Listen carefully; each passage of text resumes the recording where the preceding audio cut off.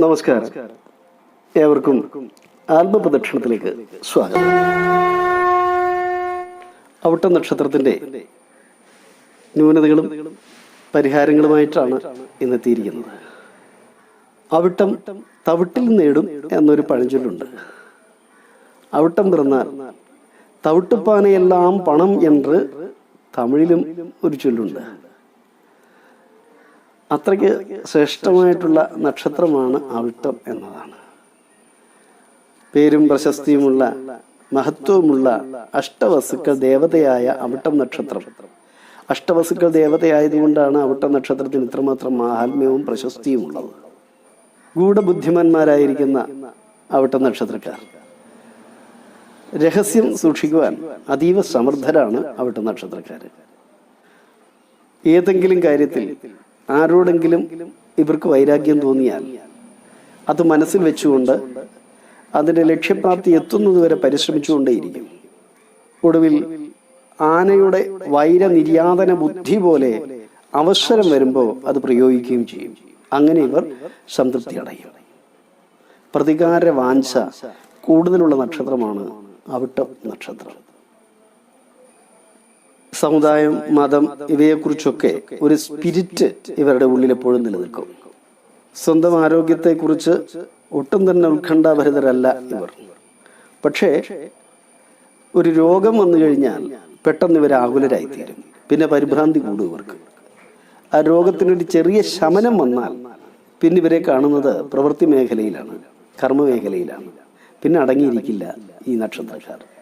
കുടുംബ ബന്ധത്തിൽ സഹോദരീ പക്ഷത്തെ പരിഗണിക്കാതെ സഹോദരപക്ഷത്ത് ചേർന്ന് നിന്നുകൊണ്ട് ജീവിക്കുക എന്നത് ഇവരുടെ ഒരു പ്രത്യേകതയാണ്. പൂർവിക സമ്പത്ത് ബന്ധപ്പെട്ട് സ്വാധീനമാക്കാനും അത് അനുഭവത്തിൽ കൊണ്ടുവരാനും ഇവർക്ക് പ്രത്യേക സാമർഥ്യമാണുള്ളത്. പ്രതിബന്ധങ്ങളും കുഴപ്പങ്ങളും ഒരിക്കലും വിട്ടുപിരിയുന്നതല്ല അവിട്ടം നക്ഷത്രക്കാരെ സംബന്ധിച്ചിടത്തോളം.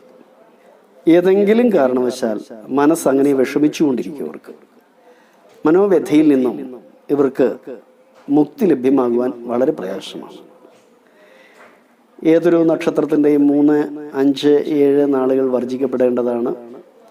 അവിട്ടം നക്ഷത്രത്തിൻ്റെ 3, 5, 7 നാളുകൾ പൂരുരുട്ടാതി, രേവതി, ഭരണി ഈ നാളുകൾ വർജിക്കപ്പെടേണ്ടതാണ്. അഷ്ടമരാശിക്കൂറ് കുംഭരാശി, മകരരാശി 2 രാശിയിൽ നിൽക്കുന്ന നക്ഷത്രമാണ്. ആദ്യത്തെ 30 നാഴിക മകരരാശിയിലും രണ്ടാം പകുതി കുംഭരാശിയിൽ നിൽക്കുന്നു.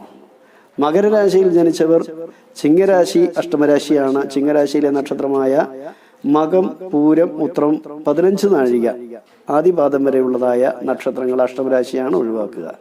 കുംഭക്കൂറിൽ ജനിച്ചതായ അവിട്ടം നക്ഷത്രക്കാർ കന്നിരാശി അഷ്ടമരാശിയാണ്. കന്നിരാശിയിലെ നക്ഷത്രങ്ങളായ ഉത്രം 45 നാഴിക, അത്തം, ചിത്തിര 30 നാഴിക വരെയുള്ളതായ നാളുകൾ ഒഴിവാക്കുക.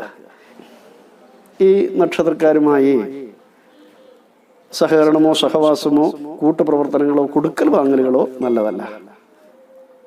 നക്ഷത്രത്തിൻ്റെ ദശാനാഥൻ കുജനാണ്. ചൊവ്വാദശയിലെ ജനനമാണ്. ചൊവ്വ പ്രീതികരമായ വഴിപാടുകൾ നടത്തി പ്രാർത്ഥിക്കുന്നത് ശ്രേയസ്കരമാണ്. ജാതകത്തിൽ ചൊവ്വ ഓജരാശിയിലാണ് നിൽക്കുന്നത് എങ്കിൽ സുബ്രഹ്മണ്യ സ്വാമിയെയും, യുഗ്മരാശിയിലാണെങ്കിൽ ഭദ്രകാളിയെയും ഭജിക്കുക. ചൊവ്വാഴ്ചയും അവിട്ടം നക്ഷത്രവും വരുന്നതായ ദിവസം കുജപ്രീതികരമായ വഴിപാടുകൾ നടത്തി പ്രാർത്ഥിക്കുക. അവിട്ടം നക്ഷത്രക്കാർ ശനീശ്വരനെ പ്രീതിപ്പെടുത്തുന്നതും ഗുണകരമാണ്. മകരം, കുംഭം രാശിയുടെ അധിപൻ ശനിയാണ്. നക്ഷത്ര രാശ്യാധിപൻ ശനി ആയതുകൊണ്ട് ശനീശ്വര പൂജ നടത്തുന്നതും ശിവക്ഷേത്ര ദർശനം, പ്രദോഷവ്രതം എന്നിവ അനുഷ്ഠിക്കുന്നതും ഗുണപ്രദമാണ്. ഇതിൻ്റെ നക്ഷത്രത്തിൻ്റെ ദേവത വസുക്കളാണ്. നിത്യ ജപത്തിനുള്ളതായ മന്ത്രം ഇതാണ്: ഓം വസോ പവിത്രമസി ശതാധാരം വസോ പവിത്രമസി സഹസ്രധാരം ദേവസ്ത്വ സവിത പുനാതു വസോ പവിത്രേണ ശതധാരേണ സൂപ്പ കാമമദുക്ഷ ഓം വസുഭ്യോ നമഃ. ഇതാണ് മന്ത്രം. ഈ മന്ത്രം എല്ലാ ദിവസം ജപിക്കുന്നതും ശിവക്ഷേത്ര ഭജനം, കുജപ്രീതി, സുബ്രഹ്മണ്യ പ്രീതി, ഭദ്രകാളി പ്രീതി എന്നിവ നടത്തുന്നതും ശ്രേയസ്കരമാണ്.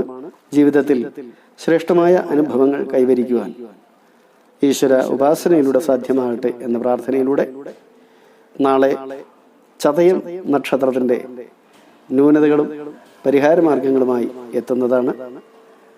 ഈ ചാനൽ സബ്സ്ക്രൈബ് ചെയ്തിട്ടില്ല എങ്കിൽ സബ്സ്ക്രൈബ് ചെയ്യുക. തൊട്ടടുത്ത് കാണുന്നതായ ബെൽ ബട്ടൺ അമർത്തിയാൽ നോട്ടിഫിക്കേഷനായി നിങ്ങൾക്ക് വീഡിയോകൾ അപ്പോൾ ലഭ്യമായി തീരുന്നതാണ്. വീഡിയോ കണ്ടുപോകാതെ ഒരു ലൈക്ക് ചെയ്യുക. നിങ്ങൾ ചെയ്യുന്ന ഓരോ ലൈക്കും ഓരോ നിർദ്ദേശങ്ങളും നിങ്ങളുടെ വിലയേറിയ അഭിപ്രായങ്ങൾ വീണ്ടും ഇതുപോലെയുള്ളതായ നല്ല സന്ദേശങ്ങൾ നിങ്ങളിൽ എത്തിക്കുവാൻ എനിക്ക് പ്രചോദനമായി തീരുന്നതാണ്.